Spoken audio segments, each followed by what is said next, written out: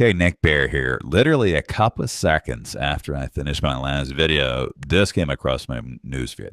So apparently a protester, Nekima Levy, was arrested. She looks strong and defiant here.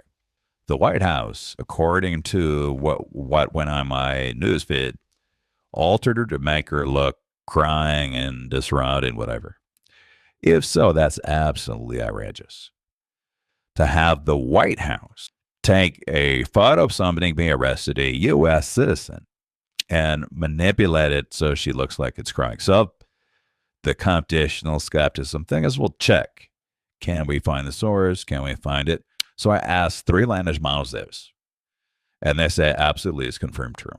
What they can't confirm is exactly how it was manipulated. Was it generative AI? Was it standard Photoshop? Was it this or that? But she has multiple credible sources say this is true. This is outrageous. This is ridiculous. And this is the world that we come to. We come to a world where we have to check whether the White House is using AI to make a protester look, a U.S. citizen, look like she's crying. That's crazy. So I used three language models to check. They all agree. They don't know how it was generated. So they don't know whether it was generative AI or Photoshop, whatever. But they all confirm that the White House official X reposted what looks like a digital image of the person. That's crazy. Absolutely crazy.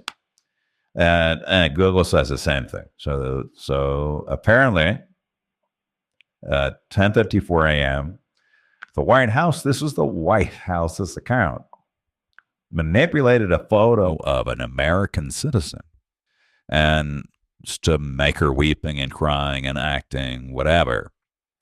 That's ridiculous. Absolutely outrageous. This was an American citizen. The White House, what should be respected, and the Department of Justice, which should be respected, Okay, they decided to keep this guy's face blurred to protect him, but they didn't protect the citizen. They literally manipulated the photo to make her weeping and crying and This is why computational skepticism is so important, because we live in an age where the White House, according to every language model, has manipulated an image of a U.S. citizen to make the look like she's weeping. That's insane. But it's also why this project is so important. It just, people don't have the bandwidth to deal with all this bullshit. They have lives.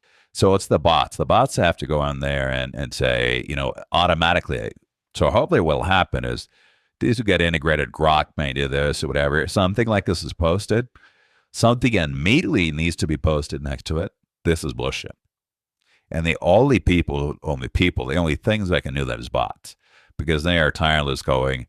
So what Twitter, I don't know whether Twitter did this, but Twitter should have done this. That knowing Elon Musk loves Trump, Grok may not have accidentally forgotten to do this. It should have been immediately Grok said, this is bullshit. Because the bots are scouring 24/7 for stuff like this. They have to now, because we can't trust the White House. Okay, sorry for the interruption. The next one, I'm going to talk about how to, set up your browser to act more critically. But this literally, as soon as I posted my video on my newsfeed, this outrageous bit of bullshit came up. So I felt it was making the point of my last video that this is crazy. The only way to fight this stuff is with bots. Okay, take care.